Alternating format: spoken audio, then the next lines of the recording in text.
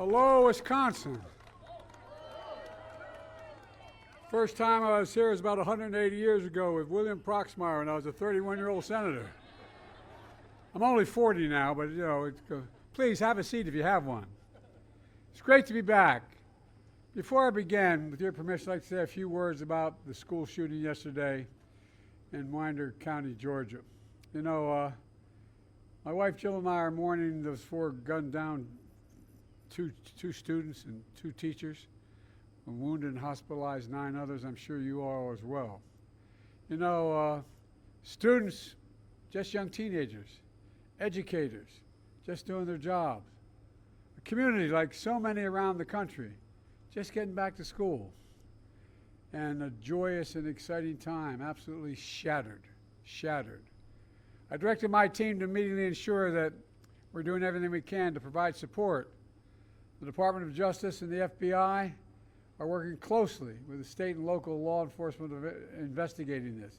We have a lot of information, not all of it. We're grateful to the school personnel and first responders who proved and prevented more people from being killed or injured and brought the suspect to custody. But as a nation, we cannot continue to accept the carnage of gun violence. I'm a gun owner. I believe strongly in the amendment, but we need more than thoughts and prayers. Some of my Republican friends in Congress just finally have to say enough is enough. We have to do something. Together, let's ban assault weapons. My dad is a hunter. I don't know a whole hell of a lot of deer wearing Kevlar vests. I'm serious about this. High-capacity magazines, once again, what do we need them for in terms of domestic use? There are too many people who are able to access guns that shouldn't be able to. So let's require safe storage of firearms. I know I have mine locked up, but how could you have an assault rifle, a weapon in a house, not locked up and knowing your kid knows where it is? Got to hold parents accountable if they let their child have access to these guns. Let's enact universal background checks, and then immunity for gun manufacturers. And I realize I'm in a rural area like the rural parts of my state where guns, we all have them. And it's not popular to talk about it, but the truth is there's a difference between rational and irrational. Imagine, the only outfit in the world that we can't sue and by law, passed by law, are gun manufacturers. How about if that was the case with big tobacco? What do you think would happen? If we're not able to have sued tobacco, how many more people would be dead now, but for the ability to change the law? Folks, common sense measures supported by responsible gun owners.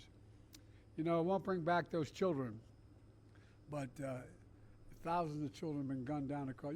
More children are killed or die from a gunshot wound than any other reason in the entire United States. Every disease, every accident, everything. More die as a consequence of a bullet in the United States of America. But they'll help save lives if we do the things we're talking about and prevent communities from being ripped apart again. We can do if we do it together, and I really think we can. So I just wanted to say that before we began.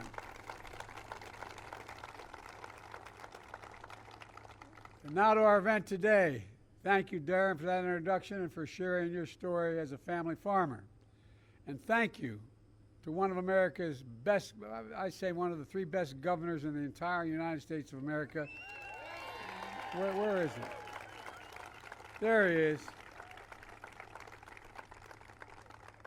Tony, you're the best, pal. When I think of Tony Evers, I mean this sincerely, one word comes to mind: integrity. Integrity. And sitting next to him is a former governor, not far from here, from Iowa, named Tom Vilsack, and his wife, Christy. Christy, you're there. Yeah, there you are. She's smarter than he is, just like Jill's smarter than I am. But Tom's doing a hell of a job as Secretary of Agriculture. And thanks to all the local elected labor and community leaders that are here. And a special thanks to Brent Ridge, CEO of Dairyland Power Cooperative, for hosting us today.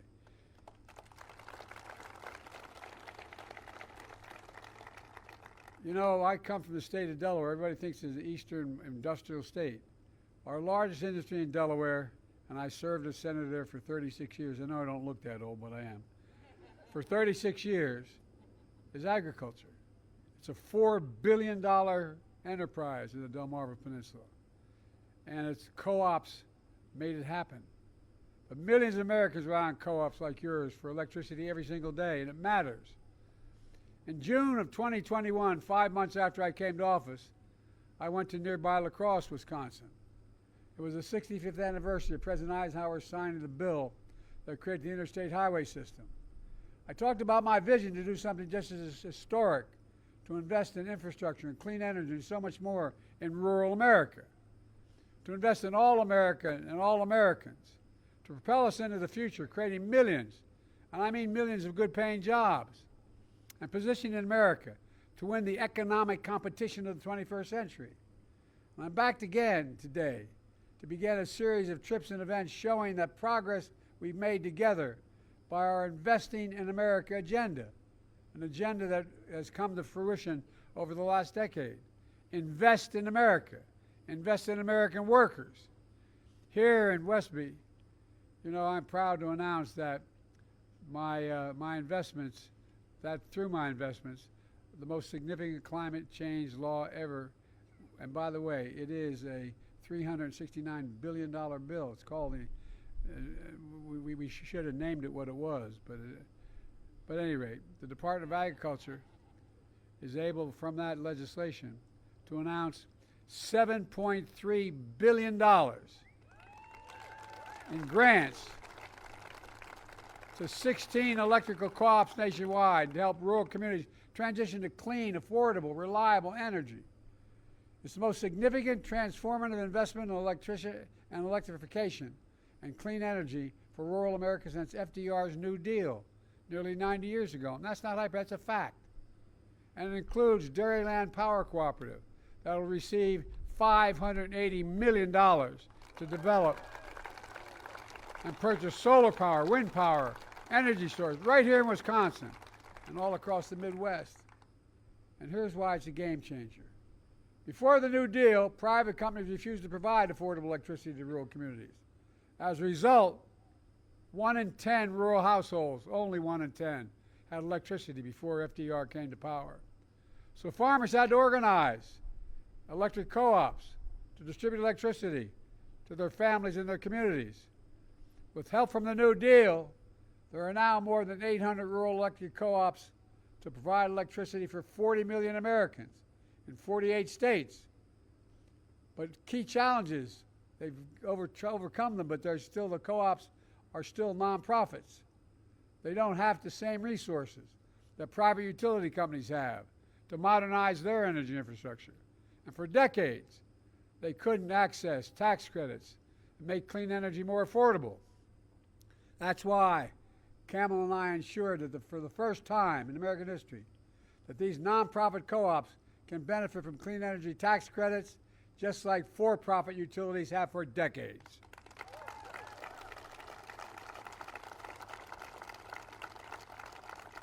We also created new tools for co-ops to refinance prior debts so they can go out there and not be held back from investing in their future.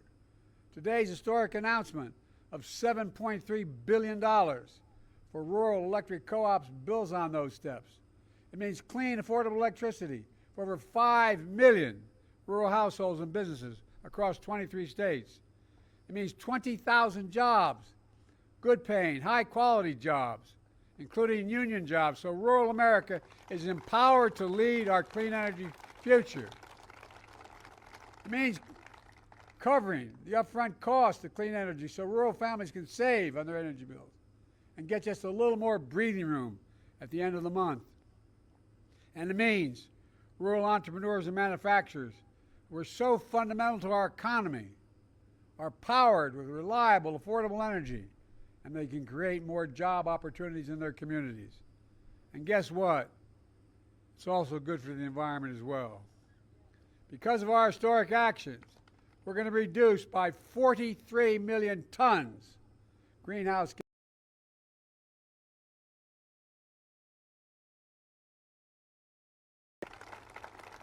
That is the equivalent of removing pollution from more than 10 million gas-powered vehicles. 10 million. It's going to save $265 billion in healthcare costs because of better, cleaner quality of air. People aren't breathing polluted air and getting sick. That comes from the NIH. It matters, folks. You know it. And folks, I've kept my commitment to be president for all America and all Americans, including rural America. Your communities are the backbone, and that's not hyper. You're the backbone of this country. You deserve the same resources as folks in our cities and our suburbs. And that's what today's announcement is all about. Generating rural power for rural America. But that's not all. Last year, I was next door with your good neighbor, Governor Walz of Minnesota. I think the guy's gone places.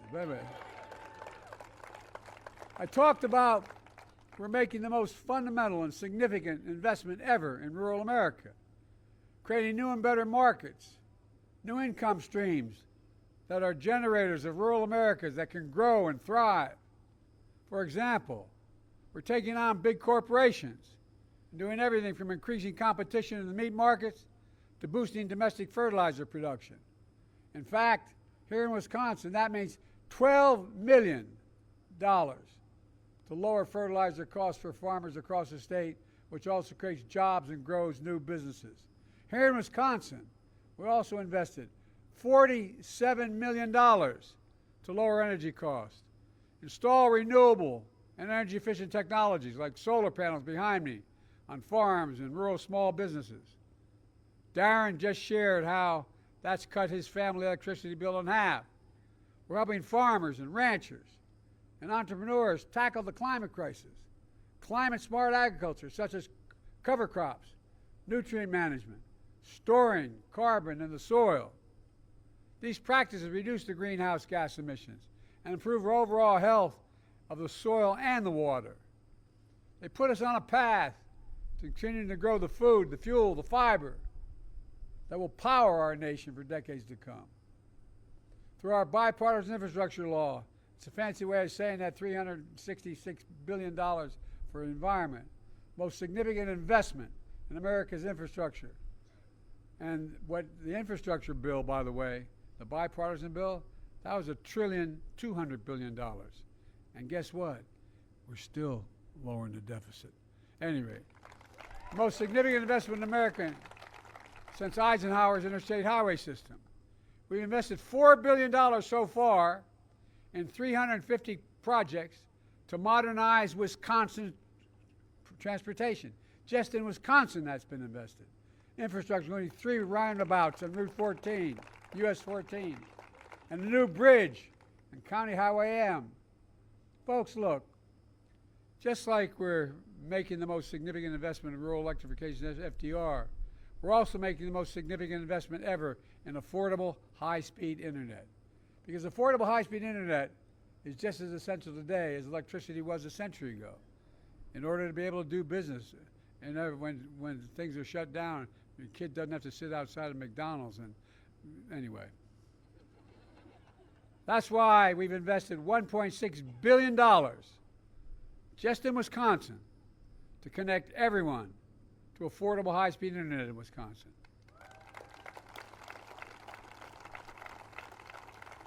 And since I took office, 72,000 more Wisconsin homes and small businesses have access to high-speed internet for the first time ever. We're going to keep it going. We've also invested $200 million to replace lead pipes across the state so a kid can drink clean water without worrying about brain damage, and changing their schools as well. We've launched the Rural Partners Network, putting new federal staff on the ground to help communities access federal resources. Let them know what they are, where to go, how to get it, because it's complicated. So I want people on site being able to tell people how they qualify, how they apply, how they get it done. And after years of importing 90% of our semiconductor chips, which I might add, America invented. We invented the computer chip. It's needed for everything from automobile engines to weapons. We passed the Chips and Science Act, has led private companies from around the world to come back. We used to have 40% of the market not too many years ago. And now we've got down to basically zero. So around from countries around, I travel from everywhere from North Korea, anyway, South Korea to across the world to get these computer chip factories to come. I asked when we convinced one of the companies in South Korea to invest building these chips in America, I said, why would you do it? And they're investing several $1 billion. He said, because you have the most advanced workers in the world, and it's the safest place in the world to invest. Well, our Chips and Science Act has led private companies from around the world to invest hundreds of billions of dollars in new chips and battery factories, and more of them right here in America. With the leadership of your governor, you've already added 200,000 new jobs and attracted over $5 billion in Wisconsin in private sector investment in clean energy and advanced manufacturing.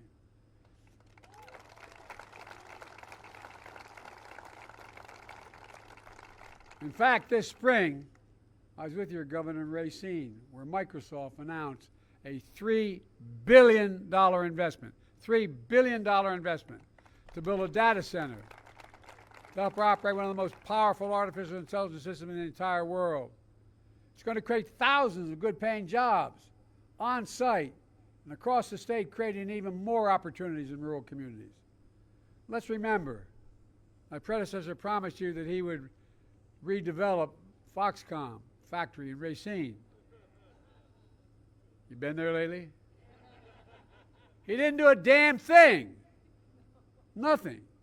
Folks, all these investments means family farms can stay in the family. Rural entrepreneurs can build their dreams. Your children and grandchildren won't have to leave home to make a living. I don't know how many of you have been confronted growing up where everything's going well and the son or daughter comes to mom or dad and said, I can't stay. There's not work for me here. I got to leave. That's stopping now. Because we're spreading opportunities to benefit everyone. Building a future where no one is left behind. Growing an economy from the middle out and the bottom up, not the top down. Because when you do that, everybody does well. Everybody does well. My dad used to have an expression, Joey, a job's about, my dad was a hard-working guy. Didn't go to college, a well-read guy because of World War II. Anyway, he worked like hell. He always come home to dinner before he'd go back and close the shop. And my dad used to say, Joey, a job's about a lot more than a paycheck. It's about your dignity. It's about respect. It's about being treated with respect. And it's about knowing you can look your kid in the eye and say, honey, it's going to be okay. You're not going to have to leave home to get a job. That's in stark contrast to my predecessor. When he was in office, he enacted a $2 trillion tax cut. $2 trillion tax cut that overwhelmingly benefited the very wealthy, the biggest corporations, and drove up federal deficit every single year of his presidency. He left office with the largest annual deficit in American history, $3 trillion. And by the way, I made a commitment when I got elected, and my vice president made a similar commitment. No one making under $400,000 will see a single penny in their taxes raised, not a single penny.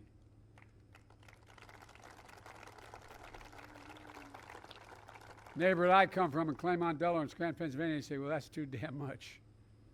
But the point is to make sure that we know this isn't an attack on the wealthy. He left us with a pandemic raging, an economy reeling. His allies in Congress, with all due respect, I've had this conversation with your Senator Ron Johnson, voted against every one of the things I talked about today. Every single thing I talked about in terms of rural economy. He voted against it. Voted against it.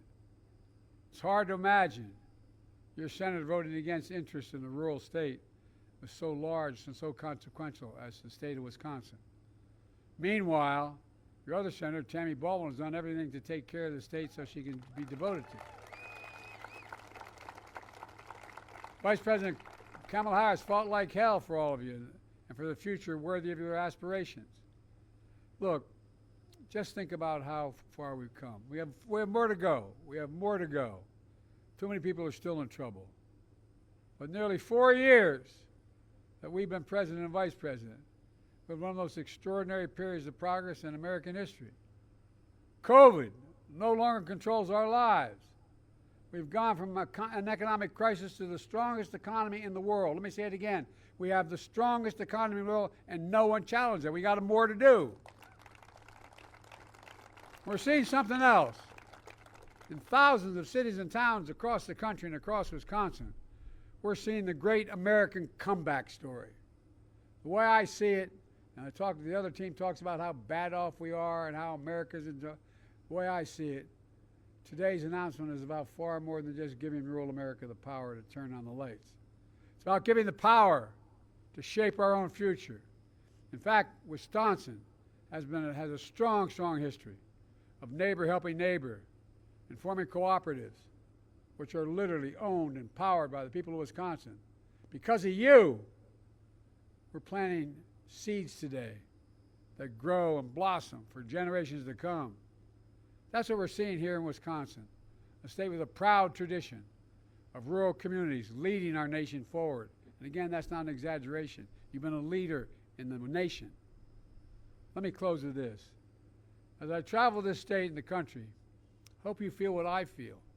Pride. Pride in our hometowns. Pride in making a comeback. Pride in America. Pride in knowing we can get big things done when we work together. Folks, I've never been more optimistic about our nation's future. Just have to remember who the hell we are. We're the United States of America.